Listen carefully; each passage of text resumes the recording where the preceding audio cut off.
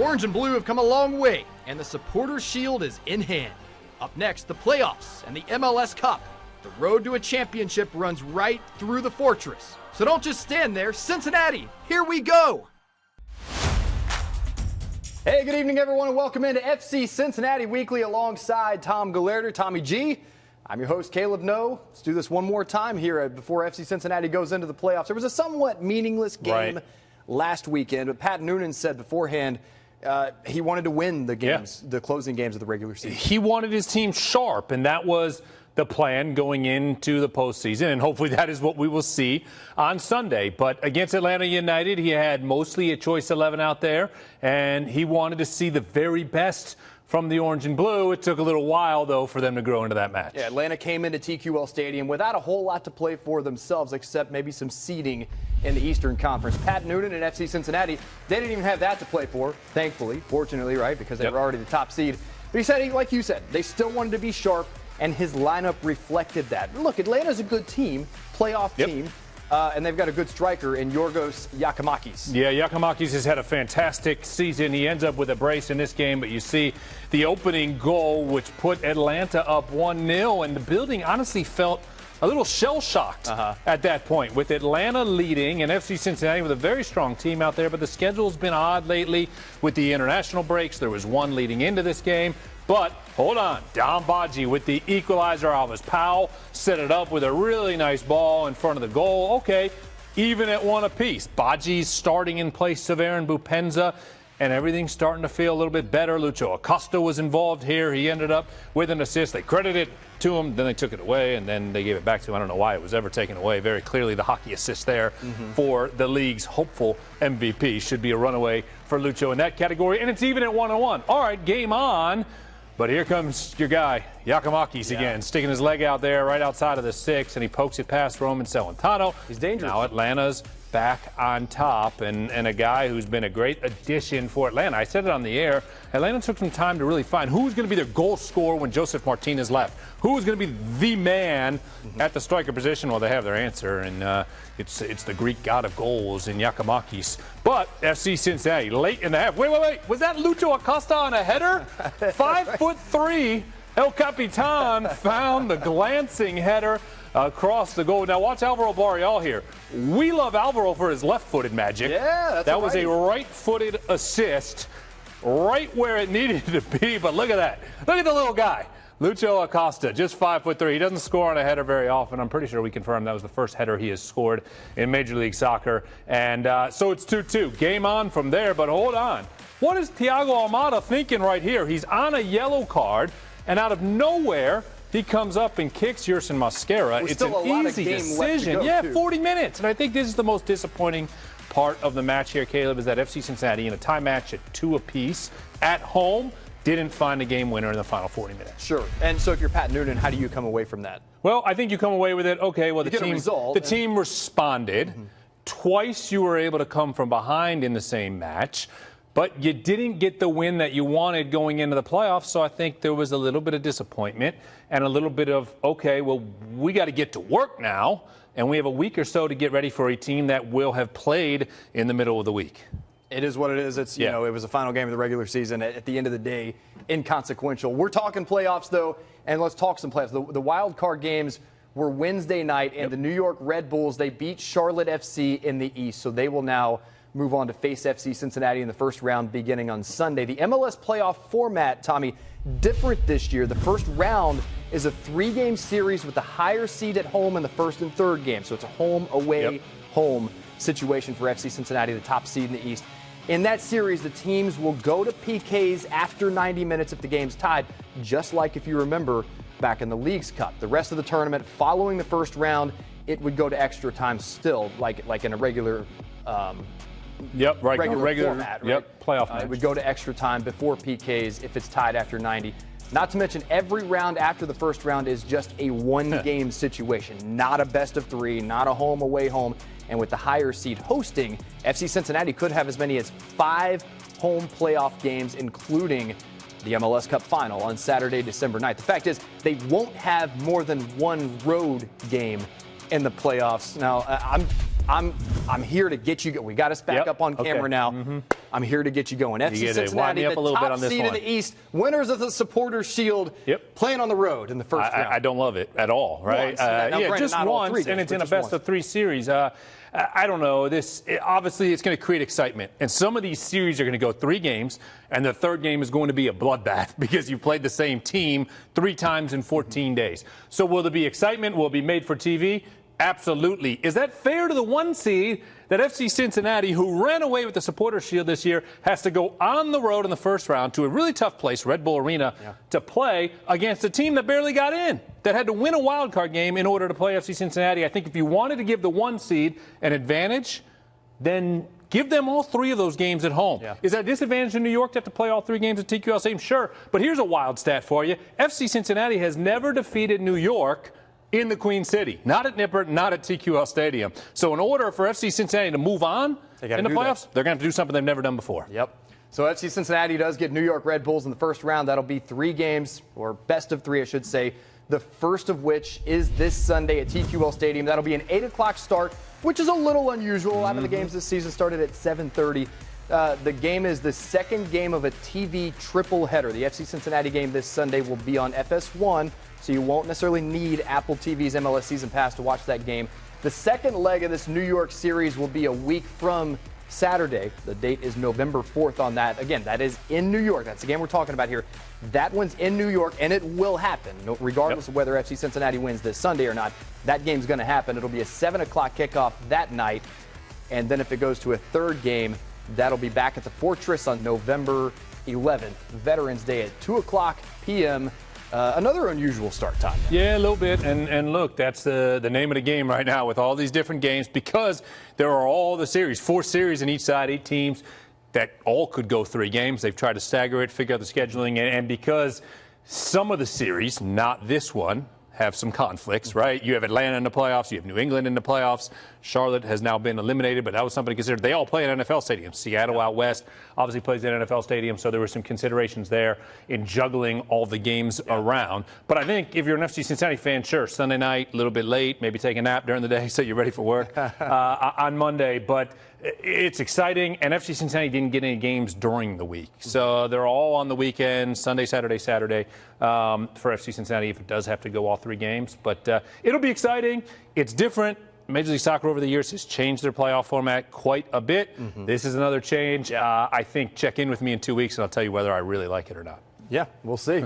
So earlier this month, New York Red Bulls handed FC Cincinnati their second loss at TQL Stadium in MLS play this season, but that was right after FC Cincinnati clinched the Supporters Shield earlier this month. Let's take a look at our match preview brought to you by Tri-State GMC Buick. Again, it is the New York Red Bulls after they beat Charlotte earlier this week in that wild card match. Yeah, and this was a wild card match because New York scores 5 times in the game. Elias Manuel, who had 3 goals during the regular season, he had 3 goals against Charlotte. I mean, frankly, Charlotte didn't look very good, didn't look up to the task. Red Bulls took advantage and just thumped them in Red Bull Arena. So, look, they earned that date with FC Cincinnati. This will be the 4th meeting this year between the 2 teams. Now, every time that FC Cincinnati has played New York this year, it's been a rotated lineup. They haven't really had a best 11 against them because if you remember, there was an Open Cup game still pretty early in the Open Cup against them. There was a midweek July matchup. That was the matchup that Pat Nunan missed when he was at his father's funeral, so there was some rotation in that game. And then the most recent meeting that you mentioned back on October 4th, that was the rotated game after the win at Toronto, the Supporters Shield. Alacan started in goal. So I would imagine, well, let's see what the lineup looks like Sunday night, but I would imagine that New York's going to see a very different lineup than what they saw in the 3 meetings already this season. We got to go I need a one-word answer. Is FC Cincinnati versus New York Red Bulls, is that a rivalry? Yes. Yes. All right, and we get it in the first round of the playoffs. Tommy's going to stick around with us for the next segment, and we'll break down some of the challengers to FC Cincinnati for the MLS Cup. And if you've been paying attention, you've noticed who is rising in the East, the hated yellow and black, right? Not the Steelers.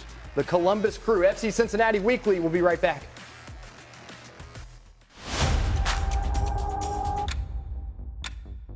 Hey, welcome back, everyone, to FC Cincinnati Weekly. Tommy's still with us. Yes, We're not sir. letting him go anywhere right now. This is the last show of the regular season before we head into the playoffs. We're going to take a look at the MLS Cup playoff bracket here. 16 teams left after Wednesday's wild card matches. With FC Cincinnati, of course, the #1 seed in the East and the Supporters Shield winners.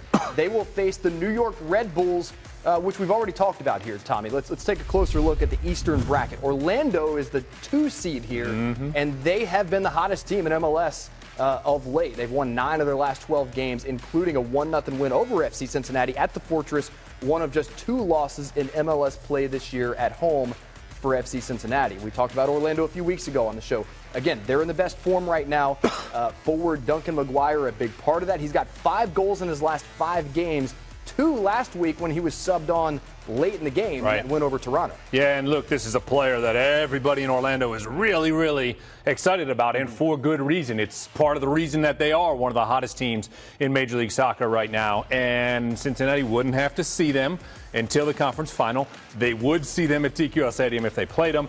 But FC Cincinnati didn't score against Orlando this year, and Orlando's another one of those teams that plays a little bit of a different style, makes it very, very difficult on you, and it would be a really interesting conference final if it got to that point. But there's certainly a team that probably, if somebody's looking beyond FC Cincinnati for a favorite in the East, they might be picking Orlando. So don't look now, but Columbus right behind Orlando, sitting at 3rd place in the East heading into the playoffs. They beat the Orange and Blue back in August. That game was in Columbus, though. If they met in the playoffs, it would be here in Cincinnati. Right, where FC Cincinnati defeated Columbus by a final score of 3-2. I have a good friend who's a Crew fan, and he texts me all the time and tells me they had a better year against FC Cincinnati because they won in convincing fashion at their place. And FC, I'm like, they both counted for 3 points. That's not how it works. Like nobody's talking about what the final score is. They're talking about, did you win? Okay, yes, that's what matters. Each team won in their building, and FC Cincinnati doesn't have to go north to take on Columbus there. Oh, boy, could you imagine that one in a conference final at TQL Stadium? I can imagine it. I can also imagine that it'll take a few years off my life if that's how it goes down. Oh, that would be a hell is real derby in the playoffs and the conference final. Buddy. All right, now let's take a look out west, where there are some teams that FC Cincinnati hasn't even played this year. One such team is last year's MLS Cup champs, LAFC. They are the 3 seed out west, and they have the only player in MLS with more goals than Lucho Acosta. Golden Boot winner Dennis Bouanga, 20 goals to his name this season. Yeah, he's been really, really good. And LAFC, remember, is a team that started really, really slow because they made the CONCACAF Champions League final. They had a lot of games, insane congestion. They had some injuries, but they started to turn it on a little bit, and Bouanga's been fantastic and does the flips as well. So an electric player for LAFC. I think when you're looking at that Western Conference bracket, Caleb, LAFC certainly a team as a 3 seed that could come out of it, but I think there's maybe 5 teams that could be the team that plays in that MLS Cup final. Obviously, St. Louis is the favorite. I think FC Cincinnati fans would love another crack at them. I think Seattle is a really good team that could be there. Houston just won the U.S. Open Cup, and Salt Lake has looked really good at different times this year. So I think when you're looking at the West, it is hard to pick who is coming out of the Western Conference. My pick right now is probably Seattle, so maybe a rematch from that game really early in the year back in March. Then you fast forward 9 months, December 9th, that'd be all right with Well, one team that FC Cincinnati did play from out west this year is the 1 seed out there, expansion club St. Louis City. They kind of handed it to FC Cincinnati back in April, Tommy, but it's been a long way since, a long time since. Yeah, it's been a lot different since that April match was delayed a couple hours. Remember, with the tornado sirens going off? There was a lot, That terrible storm. Whatever. It happened. St. Louis won. Good for them. If they meet again, it's in the Fortress. It's not out there. And I think the scoreline, I'm not saying FC Cincinnati would definitely win, but it'll be a lot closer. Look, St. Louis had a great year. I think the Western Conference, the weaker of the 2 conferences this year, and that doesn't take anything away from St. Louis. They had a record season as an expansion team. I would love to see FC Cincinnati get another crack at them. And to get a crack at them in the Queen City would be awesome. And then, obviously, that's for all the spoils that come with being in the MLS Cup final. So I think it's exciting. I think St. Louis has an electric team.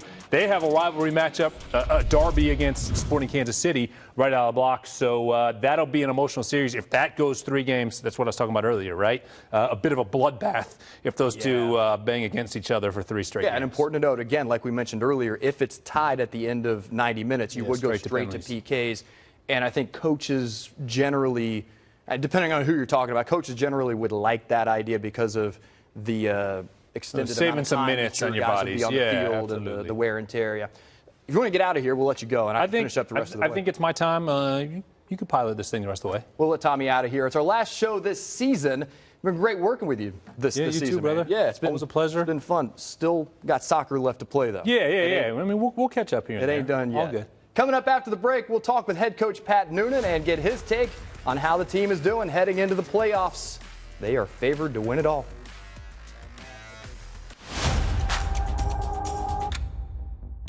Hey, welcome back, everyone, to FC Cincinnati Weekly. Head coach Pat Nunan signed a contract extension last week, solidifying the future of the front office for the club. So now he's able to focus solely on the on-field future of the club, which, of course, starts Sunday night against New York Red Bulls in the playoffs, first round of the playoffs. I got a chance to sit down with Pat Nunan earlier this week and get his thoughts as they enter the playoffs against New York as the favorite to win it all. Are you, as you head into the playoffs here, are you like a message guy? Like, do you come into a week like this with a defined message for your team? Or is it more so just, the same message that it's been every week all season? It's a little bit more organic. I didn't watch Rudy in the lead up to these games and then think about the quotes that I want to have. It's a great movie, though. It is a great movie. But you sometimes have coaches that, maybe go in that direction of motivational, and it's not my personality. I try to let the players see and feel my message, having been in this position before, and try to just make things as clear and as simple as possible for them without trying to change everything that we've done up to this point, so they can feel comfortable. Again, if you start to change everything that you're doing, maybe they start to think, okay, I need to change what I'm doing, or things are different. All right, well, we know we're in the playoffs. We've been here before. We know the importance of these games, but let's try to keep routine and understand, the challenges that are in front of us to go and win another trophy. So for me, I try not to change how I approach, my job too often in these moments. Is Rudy your favorite sports movie? I probably shouldn't have thrown that out there, because now you have to put me on the spot with favorites. Probably not, but it was the first one that came to mind. Yeah. Hoosiers is up there. That's a good one too. So to be remember fair, the Titans, Major League. I Yeah. mean, that's not exactly the. Well, you brought up Hoosiers. You're not the type of guy to go out to the field and measure and say this is 8 feet high and 8 yards wide. And No. I'll walk the field. I walk the field before the game. Okay. We get dimensions just to see what the size of the field is, if it's going to be a little bit bigger, a little bit smaller. So, but I don't get too particular about those things. So now I'm going to walk out of here thinking about, what movies did I miss out on as far as the best sports movies of all time. you're going to look up a list on your phone right when you leave. Likely. You mentioned you're not a message guy. You're not going to go give some Rudy or remember the Titans speech before the game to the team. But what would your message to the fans be as you head into the playoffs here? Thank you.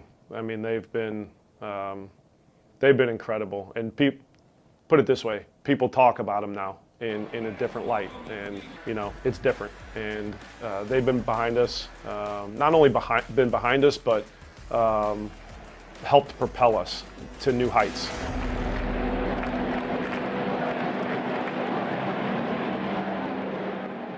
All right, I want to thank Coach Pat Nunan for sitting down with me. There's a lot going on at the training facility as the playoffs approach. Obviously a big week for him and the team.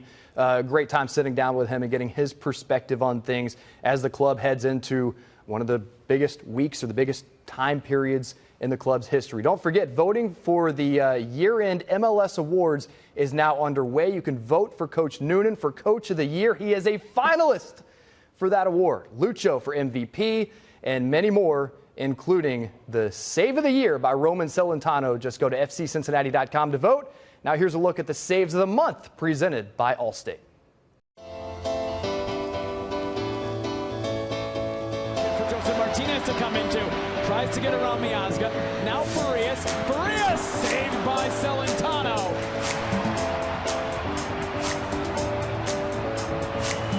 Almada now racing away with the ball. Thiago Almada off balls for Xande Silva.